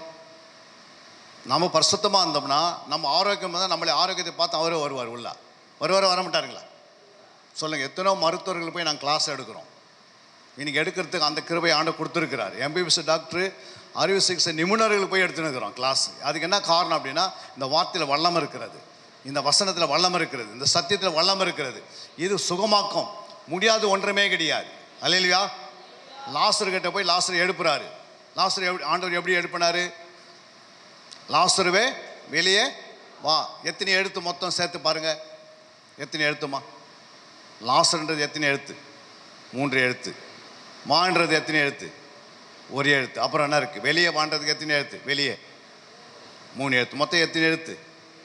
7 எழுத்தில் செத்து போன ஒரு மனுஷனை எழுப்பி வெளியே கொண்டு வராரு. நம்ம முழு பைபிளை வச்சுக்கின்னு நம்முடைய வியாதிகளுக்கு தலைவலி போக மாட்டேங்குது. அதுக்கு என்ன காரணம்? இந்த வசனத்தை மேலே விசுவாசம் குறைவு. ஒரு 7 எழுத்தில் செத்து போன மனுஷனோட ஆண்டு பேசுகிறாரு. நம்ம பேச முடியுதா? நம்ம ஆத்மா செத்து கிடக்குது, அது எப்படி உயிர்ப்பியும்? தாவீது சொல்கிறாரு, என் ஆத்மா மண்ணோடு ஒட்டி கொண்டு இருக்கிறது, உங்களுடைய வசனத்தை அனுப்பி என்ன பண்ணுங்க உயிர்ப்பின்னு அவர் கதறாரு. அன்றைக்கி வசனம் இல்லாத காலகட்டத்தில் இன்றைக்கி வசனத்தை எழுதி நம்ம கையில் கொடுத்துட்டு நம்ம என்ன பண்ணுறோம்? ஹாஸ்பிட்டலில் போய் கதறோம், என்னை குணமாக்கு குணமாக்கு குணமாக்குன்னு. நம்ம தான் அவங்கள குணமாக்கணும். அப்படி இருந்தால் தான் உலகம் ரட்சிக்கப்படும். அப்படி இருந்தால் தான் எழுப்புதல் வரும். அப்படி இருந்தால் தான் தேவனுடைய ராஜ்யம் கட்டப்படும். அப்போ தான் நம்மளை பார்த்து பயப்படுவாங்க உலக மக்கள். அல்லையா? நம்ம அவங்களோட இணைஞ்சு ஓடக்கூடாது. நம்ம வேறு பிரித்தவர்கள். கர்த்தர் நம்ம என்ன பண்ணிட்டாரு? வேறு பிரிச்சுட்டாரு. இந்த உலகத்திலேருந்து வேறு பிரிச்சுட்டாரு. மீனானது கடலில் எத்தனை நாட்கள் இருந்தாலும் உப்பு சாராமல் வாழுது. உப்பு சார்ந்து வாழுதா, உப்பு சாராத வாழுதா? மீன், கடல் மீன். அதே போல் இந்த பாவமான உலகத்தில் நம்ம எப்படி இருக்கணும்? மீனை போல் வாழ்ந்து காட்டணும். புரியுங்களா? இந்த பாவத்தை சேர்ந்து வாழ்ந்தா என்ன பிரயோஜனம்? ரட்சிக்கப்பட்டுட்டு மறுபடியும் பாவத்துக்குள்ள போகிறீங்கன்னா என்ன அர்த்தம்? அப்போ ஆண்டரோட இணையில் ஜபம் குறைவு, வசனம் குறைவு, தியானம் குறைவு, ஆண்டோடைய வார்த்தை தேடுவதில்லை, தியானிப்பதில்லை, ஆராய்வதில்லை, சபைக்கு லேட்டாக வர்றது, இஷ்டம் போல் வர்றது, வராது போகிறது, ஜபத்துக்கு வர்றதில்லை, எந்த காரியம் வச்சு வராது போனால் எப்படி வாழ்வாங்க? பலவீனமாக இருப்பாங்க. அல்லையா? கடங்கன்னாக இருப்பாங்க. ஆண்டவர் என்ன சொன்னார்? அவர் ஐஸ்முள்ள தேவன். அவருடைய வல்லமை நம்ம மேலே இறங்கும் போது நம்மளை கர்த்தர் நம்ம உயர்த்துகிறார். 4 பேருக்கு நம்ம உதவி உள்ளதான் வைக்கிறா தவிர 4 பேர் கஷ்டத்தை உண்டாக்குறதுக்காக நம்மளை வைக்கலை. அல்லையா? 4ஆவதாக நாம் பார்க்க போகிறோம். அடுத்த 4ஆவதுக்கு கொலோசியர் 1:28. கொலோசியர் 1:28. எந்த மனுஷனையும் கிறிஸ்து இயேசுவுக்குள் தேறினவனாக நிறுத்தும்படிக்கு அவரையே நாங்கள் அறிவித்து, எந்த மனுஷனுக்கும் புத்தி சொல்லி, எந்த மனுஷனுக்கும் எல்லா ஞானத்தோடும் உபதேசம் பண்ணுகிறோம். அப்போ நம்ம என்ன செய்யணும்? எந்த மனுஷனையும் கிறிஸ்து இயேசுக்குள்ள பண்ணோம் தேறினவனாக நிறுத்தும்படிக்கு அவரையே நாங்கள் அறிவித்து, எந்த மனுஷனுக்கு புத்தி சொல்லி, எந்த மனுஷனுக்கு எல்லா ஞானத்தோட என்ன பண்ணோம்? உபதேசம் பண்ணணும். அல்லையா? அந்த அளவுக்கு நம்ம தேர்ச்சி அடைஞ்சிருக்கணும். ஆலயத்துக்கு வந்து 1 வருஷம் 2 வருஷம் 3 வருஷம் தான் பரவாயில்ல. ஆனால் ஆலயத்துக்கு வந்து ஒரு 5-6 வருஷம் ஆயிடுச்சு. நம்ம 4 பேருக்கு என்ன பண்ணோம்? தேறினா நிற்பதுக்கு பின்னாடி வர சந்ததிக்கு. அல்லையா? நீங்கள் எல்லாம் தேறினலாம் இருந்தீங்கன்னா ஆண்டவர் தானாகவே ஆத்மா அனுப்பிச்சிடாரு சபைக்கு. நம்மளே பலவீனமாக இருந்தோம்னா உன்னுடைய இடுப்பு வலி போகலன்னு வச்சுக்கோ. ஒரு புதிய ஆத்மா வந்தால் உன் இடுப்பு வலி கொடுத்து அதுக்கிட்ட பேசுவேன். நான் 5 வருஷம் என் இடுப்பு வலியை போகலன்னு சொன்னால் அது சபையை விட்டு ஓடிடுது. அல்லையா? உன் கஷ்டத்தை எடுத்து அதுக்கு சொல்லக்கூடாது. நீங்கள் அந்த ஆத்மா ஆதாயப்படுத்துவதற்கு நீங்கள் எப்படி இருக்கணும்? தேறினலாம் இருக்கணும். அதுதான் ஆண்டவர் சொல்கிறார் லூக்கா 6:40. லூக்கா 6:40. லூக்கா 6:40. சீஷன் தன் குருவுக்கு மேற்பட்டவன் அல்ல, தேறினவன் எவனும் தன் குருவை போல் இருப்பான். அப்போ நம்மள எப்படி இருக்கணும்? குருவை போல. தேறினவன் குருவை போல இருக்கணும். இயேசு போல இருக்கணும். நம்மளை பார்க்கும் போது என்ன செய்யணும்? ஓ, இயேசு பிசாசு பயப்படணும் நம்மளை பார்த்து. ஓ, அவங்க வராங்க, அந்த அம்மா ஜெபம் பண்ணுறவங்க, அந்த அம்மா சத்தியத்தை பேசுகிறவங்க. வாயில் பேசுனா நம்ம சுட்டெரிக்கப்படும். ஏன்னா வசனத்தை பேசுகிற இடத்துல சத்தியத்தை பேசுகிற சாத்தனை என்ன உண்டாகும்? சுட்டெரிக்கப்படும். அல்லையா? அப்போ அந்த அளவுக்கு நம்ம வளர்ந்துட்டோம்னா நம்ம தேறினா அந்த குருவை போல இருப்போம். நம்ம இயேசு எப்படி இருந்தார்? சீசன் எப்படி இருக்கிறான்? தேறிட்டானே யாராக மாறிடுறான்? குருவா மாறிடுறான். நீங்கள் விசுவாசியாக இருந்து சீசனாக மாறணும். சீசன் குருவை போல மாறணும். அல்லையா? அதே விசுவாசம் 24 வருஷம் அதுவே உட்காந்து காலத்தை ஓட்டக்கூடாது. அல்லையா? உலகத்தில் என்ன பண்ணுறோம்? 1ஆம் கிளாஸ் படிக்கிற பிள்ளைங்க 10 வருஷம் ஆனால் 10ஆம் கிளாஸ் பாஸ் பண்ணிடுது. இன்னும் 10 வருஷம் வேணுங்க டாக்டர் ஆகிடுது. ஆனால் நம்ம விசுவாசமாக நம்ம 20 வருஷமாக சபையில் உட்காந்திங்கன்னு என்ன பண்ணுறோம்? அதே வசனம் தான் வாசத்துன்னு எடுக்கிறோம். அல்லையா? அதே நடை தான், அதே உடை தான், அதே செயல் தான், அதே பேச்சு தான். மாற்றமே இல்லை. ரட்சிக்கப்பட்டு 20 வருஷம் நமக்கு எப்படி இருக்கணும்? 100 ஆத்மா சம்பாரிச்சிருக்கணும். முடியுமா? முடியாதா? நீங்கள் ஒரு பொருத்தனை பண்ணணும். ஆண்டவரே, என்னை ரட்சித்த சபையில் வச்ச என்னை கொண்டு ஒரு 100 ஆத்மாங்க நான் ஆதாயப்படுத்தணும். நான் மரணம் சந்திக்கிறதுக்கு முன்னாடி ஒரு 100 ஆத்மா சபை கொண்டு வர. நீங்கள் அதுக்காக ஜெபம் பண்ணி பாருங்கள். கர்த்தர் நிச்சயமாக கொடுப்பார். ஜெபிக்கிறவன் எல்லாவற்றையும் பெற்றுக்கொள்கிறான். ஜெபிக்கிறவன் ஆகாத காரியம் ஒன்றுமே இல்லை. ஜெபம் என்பது ஒரு மேக்னெட் மாதிரி. புரியுங்களா? இங்கே ஜெபம் பண்ணுவீங்க, எத்தனையோ கிலோமீட்டர் இருந்து ஆத்மா ஓடி வரும். புரியுங்களா? இழுத்துக்கொள்ளும். ஜெபம் என்பது இழுத்துக்கொள்கிற வல்லமை உடையது. அதாவது எத்தனையோ பேர் பரிசுத்தமான ஜெபம் பண்ணி தான் என்ன பண்ணாங்க? சபையை கட்டினாங்க. நெகேமியா 52 நாள் என்ன பண்ணுறாரு? இரவு ஜெபத்தை போடுறாரு. 52 நாள் போட்டவருக்கு என்ன நடக்குது? 52 அலங்கம் கட்டப்படுது. அல்லையா? 52 நாளில் நம்ம எடுத்து நீங்கள் உங்களுடைய ஆவிக்குரிய ஜீவியத்தில் ஒரு 52 நாளில் நம்ம சபையை கட்ட நீங்கள் முடிச்சு பாருங்கள். கர்த்தர் எல்லாம் என்ன பண்ணுவார்? நெகேமியா யார் கொடுத்தது? ராஜா கொடுக்குறாரு. ராஜாக்கிலேருந்து நன்மை வரும். தீரு ராஜாக்கிட்டேருந்து சாலமோனுக்கு நன்மை வந்தது. அல்லையா? நமக்கு ஆண்டவர் என்ன பண்ணுறாரு, நிறைய சொத்து பணம் கோடி கணக்கில் வச்சு என்ன பண்ணுறதுன்னு தெரியாது உட்காந்துக்கிறாங்க. ஆனால் நம்ம ஜெபித்து விட என்ன பண்ணுற ஆண்டவர், அவன் தானே எடுத்து நீங்கள் கொண்டு கொடுத்து போயினே இருப்பான். அல்லையா? பணம் பொருளுக்கு ஆண்டு பெருசு இல்லை. ஆண்டவர் நம்ம மக்களை வச்சு தான் செய்வார். ஆண்டவர் இப்போ பரலோகத்துலேருந்து இறங்கும் போது சூட்கேஸை வச்சுன்னு இறங்கினார் ஊழியம் செய்யறதுக்கு. எப்படி வந்தார் ஆண்டவர்? எப்படி வந்தார் ஆண்டவராக இயேசு கிறிஸ்து? மேலே சூட்கேஸு ஒரு 10 பேர் கூட கூட்டுன்னு பெட்டி பெட்டியே எடுத்து வந்து இறக்குனார் இல்லை. அவர் எப்படி வந்தார்? வெறுமையாக வந்தார். ஆனால் நிறைவான ஆசீர்வாதத்தை பெற்றார். அல்லையா? வெறுமையாக வந்தார். அவருக்குள்ள அற்புதம் இருந்தது, பரிசுத்தம் இருந்தது, நீதி இருந்தது, நியாயம் இருந்தது, உண்மை இருந்தது, உத்தமம் இருந்தது, நேர்மை இருந்தது. அதனால் சாத்தான் என்ன பண்ணுறான்? பயப்படுறான். அல்லையா? பிதாவாக தேவன் எல்லாவற்றையும் செய்து முடித்தார். அதான் சொன்னார், சிலுவையில் போய் எல்லாம் முடிந்தது. அப்போ முடிந்தது என்ன அர்த்தம்? எல்லாத்தையும் உலகத்தில் என்ன நமக்கு என்ன வேணுமோ அதெல்லாம் செய்து முடிச்சிட்டாரு. அல்லையா? இனிமேல் நம்முடைய வியாதியோடு இருக்கணும், நோயோடு இருக்கணும், விளைவினத்தோடு இருக்கணும், உணவு இல்லாத இருக்கணும், வீடு இல்லாத இருக்கணும், திருமண பிள்ளைகள் ஆகாது இருக்கணும், வேலை இல்லாத இருக்கணும் அப்படின்னு ஆண்டு சொல்ல நிறைவான ஒரு ஆசீர்வாதம். கொலோசர் 2:10 வாசித்து பாருங்க என்ன சொல்றார் ஆண்டவர். கொலோசர் 2:10. கொலோசர் 2:10. மேலும் மேலும் சகல துரைத்தனங்களுக்கும் அதிகாரத்துக்கும் தலைவராயிருக்கிற அவருக்குள் நீங்கள் பரிபூரணம் உள்ளவர்களாய் இருக்கிறீர்கள். நம்மளாம் எப்படி இருக்கணும்? மேலும் சகல துரைத்தனங்களுக்கும் சகல அதிகாரத்துக்கும் இயேசு என்னவா இருக்கிறாரு? நம்ம இருக்கிற இயேசு சொல்லுங்க, அந்த வசனம் என்ன சொல்லுது? சகல துரைத்தனங்களுக்கும் சகல அதிகாரத்துக்கும் இயேசு என்ன இருக்கிறாரு? துரைத்தனம் சகல அதிகாரத்துக்கும் அவர் தான் தலைவர். அல்லையா? அவங்க பிள்ளைங்க எப்படி இருக்கணுமா? அவருடைய பிள்ளைகள் எப்படி இருக்கணும்? பிச்சைக்காராக இருக்குன்னு போட்டுக்குதா, பரிபூர்ணம் இருக்குன்னு சொல்லிக்குதா? இன்றைக்கி ஏன் பிச்சைக்காராக இருக்கிறாங்க? அவர் தலைவர் என்று எத்தனை பேருக்கு தெரியாது வாழ்ந்துருக்கோம். நம்ம தலைவர்லாம் யார்? உலகத்தில் தலைவர் பிடிச்சின்னு ஓடுறோம், பின்னாடி போகிறோம். அல்லையா? உண்மையான தலைவர் ஆண்டவரே இயேசு ஒருவரே. அவர் எல்லா துரைத்தனங்களையும் அதிகாரத்தையும் என்ன பண்ணிட்டாரு? உரிந்து கொண்டார் என்று அதே கொலோசர் 2:14 வாசிக்கிறோம். வாசிங்க. கொலோசர் 2:14. நமக்கு எதிரடையாகவும் கட்டளைகளால் நமக்கு விரோதமாகவும் இருந்த கையெழுத்தை குலைத்து அதை நடுவில் இராதபடிக்கு எடுத்து சிலுவையின் மேல் ஆணி அடித்து துரைத்தனங்களையும் அதிகாரங்களையும் உரிந்து கொண்டு வெளியரங்கமான கோலமாக்கி அவைகளின் மேல் சிலுவையிலே வெற்றி சிறந்தார். சகல துரைத்தனங்களையும் சகல அதிகாரத்தை என்ன பண்ணிட்டாரு? உரிந்து கொண்டார், கையெழுத்து குலைத்தார். அப்படின்னா பிசாசு, இந்த உலகத்தின் அதிபதியாக பிசாசு மேலே தான் ஆதாமை ஏமாற்றி கையெழுத்து அவன் போட்டுக்கணும் அக்ரிமெண்ட் பத்திரத்தில். அது ஆண்டவராக இயேசு சிலுவையில் போய் என்ன பண்ணுறாரு? அக்ரிமெண்ட் பத்திரத்தை கிழித்து கையெழுத்தை குலைத்து அவர் என்ன பண்ணுறாரு? இன்னைக்கு இந்த நாடு ஃபுல்லாக இயேசு மேலே இருக்குது. நான் தலைவராக இருக்கிறேன், என்னை பின்பற்ற பரிபூரணமாக இருக்க நான் சொல்லியிருக்கிறார். நம்ம எப்படி இருக்கிறோம்? பரிபூர்ணம் இருக்கணும்ல. அப்போ எல்லா துறைதனங்களுக்கும் எல்லா அதிகாரத்துக்கும் இயேசுனா இருக்கிறாரு, தலைவராக இருக்கிறார். அப்போ இந்த உலகத்தில் எத்தனை துறைதனம் இருக்குது? துறை இருக்குது. நம்ம இந்தியாவில் எத்தனை துறை இருக்குமா? எத்தனை துறை இருக்குது? 3 துறை இருக்குது.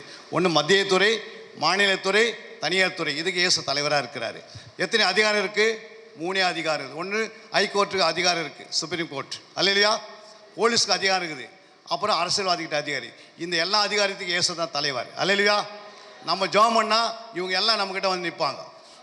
புரியுங்க? நம்ம ஜெபம் பண்ணலன்னா நம்ம அவங்ககிட்ட போய் நின்று பிச்சை எடுப்போம். நம்ம பிச்சை எடுக்கிறது இல்லை, நம்ம நிற்கக்கூடாது. அப்படி தான் ஆண்டவர் சொல்கிறாரு. அல்லையா? நம்ம எப்படி இருக்கணும்னா தலைவர் எப்படி இருக்கணும்? உங்கள் தகப்பனார் ஒரு கம்பெனி தலைவராக இருந்தால், ஒண்டாய் கம்பெனி தலைவராக இருந்தால், அந்த தலைவர் பிள்ளை எப்படி இருக்கும்? அந்த கேட்டில் போய் நின்றுன்னு எனக்கு வேலை கொடுன்னு கேட்குமா? எல்லாருக்கும் வேலை கொடுக்குமா? கேட்டில் நின்று வேலை வாங்குமா? இல்லை எல்லாருக்கும் வேலை கொடுக்குமா? அப்போ நம்ம தலைவர் இயேசு, நம்ம தான் எல்லாருக்கும் வேலை கொடுக்கணும். நீங்கள் ஜெபம் பண்ணால் தான் வேக்கண்ட்டை உருவாகுது. நீ ஜெபம் பண்ணால் நாட்டில் வேக்கண்ட் உருவாகுது. ஆனால் நம்ம நினைக்கிறோம் அங்கே வேக்கண்ட் ஆரம்பித்தா தான் நமக்கு வேலை கிடையாது, நம்ம நினச்சிட்டு ஓடுறோம். அப்படி கிடையாது. ஆண்டு சொல்லிட்டு நான் இந்த உலகத்துக்கு தலைவர், எல்லா அதிகாரத்துக்கும் எல்லா துறைதனங்களுக்கும் நான் தலைவராக இருக்கிறேன். என் பிள்ளைக்கு பரிபூரணமாக இருக்கணும், எதிலையும் குறையில்லாது இருக்கணும். அது உடையிலையோ உணவிலையோ இருக்க இடங்களிலோ நீ எல்லாவற்றையும் எப்படி இருக்கணும்? ஆரோக்கியத்திலையும் எல்லாவற்றையும் எப்படி இருக்கணுமா? தலைவராக இருக்கிற பிள்ளைங்க ஆரோக்கியமாக இருக்கணும், 4 பேருக்கு உதவி செய்கிற அளவு இருக்கணும், 4 பேர் கொடுத்து தாங்குற அளவுக்கு நம்மளுக்கு கத்தனை பண்ணவர் உருவாக்குவார். அல்லையா? அவர் சொன்னதை நிறைவேற்றுவார். அவர் எழுதிய வசனம் சும்மா எழுதலை. ஆனால் இந்த வசனத்தை குறித்த அறிகுறை நம்ம அறிவு குறைவாக இருக்கிறதுனால, வேத அறிவு குறைவாக தெரியாது போயிடுது. அல்லையா? நம்ம என்னடாவா நம்முடைய தேவைகள் ஒன்று சந்திக்கப்படுகின்ற எல்லாத்தையும் தேவன் சந்தித்து நிறைவேற்றிட்டார் என்று சிலுவையில் சொல்கிறாரு. எல்லாம் முடிந்தது. அப்போ இயேசுக்குள்ளே வரவர்களுக்கு ஆபிரகாமுடைய ஆசீர்வாதம் பரிபூர்ணமாக கிடைக்கிறது. அல்லையா? கடைசியாக ஒரு வசனத்தை நாம் வாசித்து முடிக்க போகிறோம். 1 தீமோத்தேயு 2:4. 1 தீமோத்தேயு 2:4. எல்லா மனுஷரும் ரட்சிக்கப்படவும் சத்தியத்தை அறிகிற அறிவை அடையவும் அவர் சித்தம் உள்ளவராய் அப்ப இருக்கிறார். ஆண்டவருடைய சித்தம் என்ன? நம்ம எல்லாம் ரட்சிக்கப்பட்டுட்டோம். ரட்சிக்கப்பட்ட என்ன செய்யணும்? சத்தியத்தை அறியணும். புரியுங்களா? வேதத்தில் சத்தியம் இருக்கிறது. வசனம் வேற, சத்தியம் வேற. அல்லேலூயா. விதைக்கும் கனிக்கு என்ன வித்தியாசம் இருக்குதா இல்லையா? விதைக்கும் கனிக்கு வித்தியாசம் இருக்குதா இல்லையா? இருக்குது. அல்லேலூயா. விதையில வாசனை இருக்காது, ஆனால் கனியில வாசனை இருக்கும். விதையில பலன் இருக்காது, ஆனால் கனியில பலன் இருக்கும். அப்போ வசனத்தை சத்தியமாக மாற்றுறோம். வசனத்தை எடுத்து இருதயத்தில் வைக்கிறோம். ஒரு நாள் இந்த இருதயம் என்ன பண்ண உணர்வு அடைந்த பிறகு அது சத்தியமாக மாறுது. நீ சத்தியவானா மாறுற, சத்திய மார்க்கமாக மாறுற, சத்தியத்தின் பிள்ளையாக மாறுற, சத்தியத்தை பேசுறத விடுதலை தானாக உண்டாகும். அல்லேலூயா. விதை தான் வசனம். லூக்கா 8:11 வாசித்து பாருங்க. லூக்கா 8:11.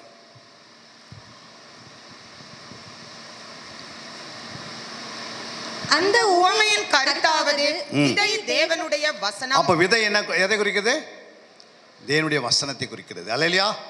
அப்போ அந்த வசனத்தை எங்கே போடணும்? கொண்டு போய் நல்ல நிலத்தில் விதைக்கணும். நல்ல நிலத்தை நம்முடைய இருதயம், சுத்திகரிக்கப்பட்ட இருதயத்தில், பண்படுத்தப்பட்ட இருதயத்தில் நம்முடைய அந்த வசனத்தை கொண்டு போய் உள்ள வைத்து நீங்கள் இரவு பகலும் தியானம் பண்ணால் அது ஒரு நாள் சத்தியமாக மாறுகிறது. அல்லேலூயா.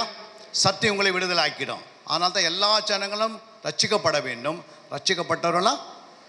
ரட்சிக்கப்பட்டவர்கள் சத்தியத்தை அறியணும். சத்தியத்தை இருந்தால் தேவ சித்தம் என்னென்று செய்வீங்க. அல்லேலூயா. அப்போ தேவ சித்தத்தை நம்ம செய்துக்கு தான் இங்கே உட்கார வைத்திருக்கிறாரு. ஏதோ வந்து சபைக்கு வந்து போகிறதுக்காக இல்லை, தேவ சித்தம் என்னென்று நம்ம அறிந்து கொள்ள வேண்டும். அல்லேலூயா. எல்லாம் கண்களை மூடி எழுந்து நின்று கொண்டார நம்ம ஜெபம் பண்ணி முடிக்க போகிறோம். அல்லேலூயா.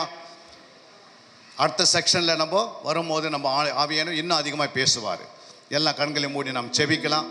கொஞ்ச நேரம் எல்லாம் வாயை திறந்து சோத்திரம் பண்ணுங்க பார்க்கலாம். கேட்ட வசனங்களை நம்முடைய இருதயத்தில் விடப்பட்டிருக்கிறது. அதை பிசாசு எடுத்துக்கொள்ளக்கூடாது. அல்லேலூயா. பிசாசு எடுக்காதபடிக்கு நம்மை பாதுகாத்து கொள்ள ஆண்டவரே எனக்கு உதவி செய்யன்னு கேளுங்க. எல்லாம் கேளுங்க. வாய் திறந்து ஒரு நிமிடம் எல்லாம் வாய் திறந்து கேளுங்க. ஆண்டவரே, இந்த வசனத்தை என் இருதயத்திலிருந்து பிசாசு எடுக்கக்கூடாது. 100 மடங்கு என் சபை ஆசீர்வதிக்கப்பட வேண்டும். என் சபையினுடைய எல்லா தேவைகள் சந்திக்கப்பட வேண்டும். எல்லாம் வாயை தரங்க. அப்படியே வாயை திறந்து நீங்கள் எப்போ பேசுகிறீங்களோ, எப்போ அறிக்கை செய்கிறீங்களோ, அப்போ பிசாசுக்கு பயம் வந்துடுது. கர்த்தர் சபையினுடைய தேவைகள் எல்லாத்தையும் நிறைவேற்ற வல்லவராக இருக்கிறார். எல்லாம் வாயை தரங்க. ஹல்லேலூயா, ஹல்லேலூயா. நன்றி உள்ளத்தோடு சோத்திரிக்கிறோம்ப்பா. நன்றி உள்ளத்தோடு சோத்திரிக்கிறோம் ஆண்டவரே. நீ நல்லவர், நல்லவர், வல்லவர் ஆண்டவரே. ஹல்லேலூயா, ஹல்லேலூயா, ஹல்லேலூயா, ஹல்லேலூயா. எல்லாம் வாயை தரங்க. எல்லாம் வாயை திறந்து கொஞ்ச நேரம் ஆண்டவருடைய பாதத்தில் நல்ல வார்த்தையை நல்லா அறிக்கை செய்யுங்க. சத்தியத்தை அறிக்கை செய்யுங்க.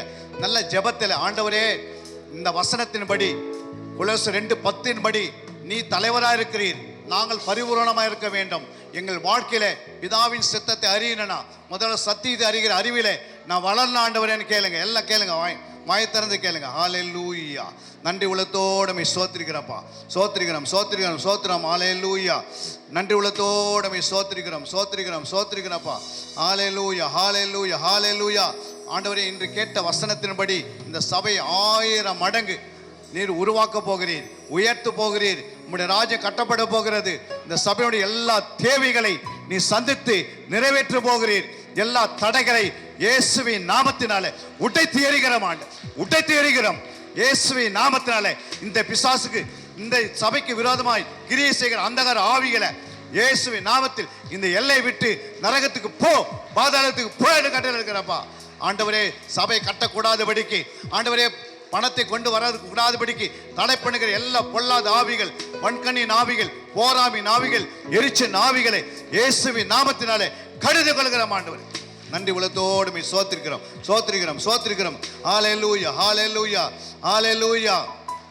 நன்றி உள்ளத்தோடு சோத்திரிக்கிறோம். ஒரு வார்த்தை சொல்லும் கர்த்தாவே, எங்கள் வாழ்க்கை எல்லாம் செழிப்பாகுமே. ஒரு வார்த்தை சொல்லும் கர்த்தாவே. எல்லா கரங்களை தட்டி ஒரு வார்த்தை சொல்லும் கர்த்தாவே, எங்கள் வாழ்க்கை எல்லாம் செழிப்பாகுமே. வார்த்தையிலே சுகம், வார்த்தையிலே மதுரம், வார்த்தையிலே எல்லாம் சந்தோஷம். வார்த்தையிலே சுகம், வார்த்தையிலே மதுரம், வார்த்தையிலே எல்லாம் சந்தோஷம். ஒரு வார்த்தை சொல்லும் கர்த்தாவே, ஒரு வார்த்தை சொல்லும் கர்த்தாவே, ஒரு வார்த்தை சொல்லும் கர்த்தாவே, ஒரு வார்த்தை சொல்லும் கர்த்தாவே. மாறாவின் தண்ணீர் எல்லாம் மதுரமாக மாறி போகும். மாறாவின் தண்ணீர் எல்லாம் மதுரமாக மாறி போகும். கண்ணீர் மாறிடும், துக்கம் மாறிடும், கண்ணீர் மாறிடும், துக்கம் மாறிடும். ஒரு வார்த்தை சொல்லும் கர்த்தாவே, எங்கள் வாழ்க்கையெல்லாம் செழிப்பாகுமே. ஒரு வார்த்தை சொல்லும் கர்த்தாவே, ஒரு வார்த்தை சொல்லும் கர்த்தாவே. எரிகோவின் தடைகள் எல்லாம் துதிகளால் மாறி போகும். எரிகோவின் தடைகள் எல்லாம் துதிகளால் மாறி போகும். கண்ணீர் மாறிடும், துக்கம் மாறிடும், கண்ணீர் மாறிடும், துக்கம் மாறிடும். ஒரு வார்த்தை சொல்லும் கர்த்தாவே, ஒரு வார்த்தை சொல்லும் கர்த்தாவே, எங்கள் வாழ்க்கை எல்லாம் செழிப்பாகுமே. ஒரு வார்த்தை சொல்லும் கர்த்தாவே, ஒரு வார்த்தை சொல்லும் கர்த்தாவே, ஒரு வார்த்தை சொல்லும் கர்த்தாவே. பாடும் பாடும். கர்த்தருடைய வல்லமை உன் மேல இறங்குகிறது. கர்த்தர் சொல்லுகிறார், என் வல்லமை உன்மேல் ஊற்றுகிறேன், என் வல்லமை ஊற்றுகிறேன். கர்த்தர் நிச்சயமாகவே ஒரு முடிவு உண்டு. உன் நம்பிக்கை வீண் போகாது. ரபாலா ரபாலா ரிதனா. எல்லா வாயை திறந்து அன்னை பாசையினாலே, எல்லா வாயை திறந்து அன்னை பாசையினாலே பேசுங்க. ரீகாராபாலா திரிகரபலபா. இந்த சபைக்கு விரோதமாக எழுப்பின எல்லா கட்டுகள் உடைத்து எரிக்கிற மாட்டோம். எல்லா கட்டுகள் உடைத்து எரிக்கிறோம். இயேசுவின் நாமத்தினாலே, இயேசுவின் நாமத்தினாலே எரிக்கிறோம். அந்த ஆவிகளை எரிக்கிறோம். ரபா ரபா ரபா ரபா ரபா. இக்கரதினிகரபா, இக்கரதினிகரபலபா. காபா ரீகாலா ஷக்கரதினிகரபா. ஒரு வல்லமை, பரிசுத்த வல்லமை மக்களை நிரப்புகிறது. கட்டுகள், பிசாசின் கட்டுகள் உடைத்து எரிகிறார். ஆண்டவர் உடைத்து எரிகிறார். ரபா ரபா ரபா ரபா ரபா. ஒவ்வொரு கத்தை தொடுகிறார், தொடுகிறார் மகளே. ஒரு ஜெப ஆவி, ஒரு விண்ணப்பத்தின் ஆவி, ஒரு வேண்டுதல் ஆவி உன்னை தொடுகிறது, உன்னை தொடுகிறது. ஒரு ஜெப ஜீவியம் வளர்கிறது. கர்த்தர் உன்னை உயர்த்த போகிறார், கர்த்தர் உன்னை உயர்த்த போகிறார். ஜெப ஜீவியம் வளர போகிறது. ரபாலா ஷக் அராதினிகரபா. ஒவ்வொரு பேர் பேராக, பேர் பேராக நீர் பலப்படுத்துவீராக, ஆசீர்வதிப்பீராக. உன்னுடைய நாம மகிமைக்காக ஜெபிக்கிறப்பா. எல்லா தடைகளும் உடைத்து நரகத்துக்கு போய் என்று கட்டளையிடுகிற ஆண்டவர். இந்த சபைக்கு விரோதமாக எழுமின எல்லா முறுமுறுப்பின் ஆவிகளை இயேசுவின் நாமத்தில் எரிக்கிற ஆண்டவர். ஆவியான நீ உதவி செய்ய வல்லவராய் இருக்கிற. உம்மால் ஆகாத காரியம் ஒன்றுமே இல்லை ஆண்டவர். நீர் ஒரு வார்த்தை சொல்ல ஆண்டவர். இந்த சபையுடைய எல்லா தேவைகளும் நீ நிறைவேற்றிவிட்டு நாங்கள் விசுவாச அறிக்கை செய்கிறோம். கர்த்தர் இந்த சபையுடைய எல்லா தேவைகளையும் இந்த வருட முடிவுக்கு முன்பாக எல்லாத்தையும் நிறைவேற்றி பரிபூரணமான ஆசீர்வாதத்தினாலே நீர் ஆசீர்வதிப்பதற்காய் ஸ்தோத்திரம் ஆண்டவரே. மகிமை உண்டாகட்டும், கர்த்தருடைய மகிமை உண்டாகட்டும். கர்த்தர் எல்லா ஆசீர்வாதங்களையும் இந்த சபைக்கு கொடுக்க வேண்டும் என்றது அவர் சித்தமா இருக்கிறதுனாலே ஒன்று தடைபடாது. எல்லாத்தையும் கர்த்தர் நிறைவேற்றுவார். இந்த சபைக்கு விரோதமாக எழுப்பின எல்லா அந்தகார ஆவிகளை, செய்வன ஆவிகள், மாந்திர கிரிகள் எல்லாவற்றையும் கர்த்தர் சொல்கிறார், நான் நிறுவனமாக்குவேன். ஒன்று இந்த எல்லையில் இருக்காது. இந்த சபைக்கு விரோதமாக யாரெல்லாம் எழுப்பினாங்களோ அவங்கள மனம் திரும்புவார்கள், ரட்சிக்கப்படுவார்கள், இயேசு சொந்த ரட்சிகராக ஏற்றுக்கொள்வார்கள். அந்த காலகட்டம் வந்தாச்சு. கர்த்தர் சொல்கிறார், நான் இந்த சபையை கட்டுவேன், நான் இந்த சபையை கட்டுவேன், நான் இந்த சபையை கட்டுவேன். பாதாளத்தின் வாசல்கள் மேற்கொள்வதில்லை, மேற்கொள்வதில்லை, மேற்கொள்வதில்லை. கர்த்தருடைய அணுகிறோம் நாட்கள் வந்துவிட்டது. கர்த்தர் அணுகிற நாட்கள் வந்துவிட்டது. இந்த சபைக்காக கர்த்தர் பூமியில கர்த்தர் தம்முடைய தூதர்களை அனுப்புகிறார். தம் சேனைகள் வருகிறது. கர்த்தர் சேனைகளை வந்து பெரிய காரியத்தை செய்ய போகிறார்கள். பெரிய காரியத்தை, பெரியதான காரியத்தை கர்த்தர் சேனைகள் கர்த்தர் சொல்கிறார், நான் பரிசுத்தர், நான் பரிசுத்தர், நான் பரிசுத்தர். இந்த சபை பரிசுத்தம் உள்ளது. இந்த சபைக்கு விரோதமாய் எழுப்பின எல்லா கட்டுகளும் முறித்து எறிவேன். கர்த்தருடைய ஆவியானவர் சொன்னபடி நிறைவேற்றுவார். ஒன்று தடைப்படாது. ஏற்ற நேரங்கள், ஏற்ற காலங்களை கர்த்தர் முன்குறித்து வைத்திருக்கிறார். அவர் நிறைவேற்றி தருவார். சபைக்கு தலைவர் அவர்தான். சபைக்கு தலைவர் இனி இயேசு ஒருவரே. அவர் எல்லாவற்றையும் நிறைவேற்றின சபையை 1000 மடங்கு இந்த சபையை உயர்த்த போகிறார். ஆண்டவரே, இந்த நாளிலே உம்முடைய வார்த்தை கேட்ட பிள்ளைகளையும் நீர் ஆசீர்வதிப்பீராக. சபை போதகரையும் துணைவை பிள்ளைகள் யாவரையும் கர்த்தர் பலப்படுத்துவீராக. இன்னும் அவர்களை உயர்த்தி நடத்துவீராக. சோர்ந்து போற உள்ளத்தை தட்டி எழுப்பி, ஆண்டு எலியை தட்டி எழுப்பினது போல இன்று இந்த சபையை தட்டி எழுப்புகிறேன். ஒரு எழுப்பதின் வல்லமை இந்த சபையை பிடிக்கட்டும் அப்பா, கட்டி பிடிக்கட்டும். எழுபட்டும் சபை எழும்பி பிரகாசிக்கட்டும். உன் ஒளி வந்தது, எழும்பி பிரகாசிக்கட்டும். சீயோனிலிருந்து கர்த்தர் சொல்கிறார், சீயோனிலிருந்து நான் என் நன்மையை அனுப்புவேன். எல்லா சபையும் எல்லா தேவையிலும் கர்த்தர் சந்திப்பார். அவர் சபையை கட்டி நிறைவேற்றி தருவார். பயப்படாதே, கலங்காதே, திகையாதே.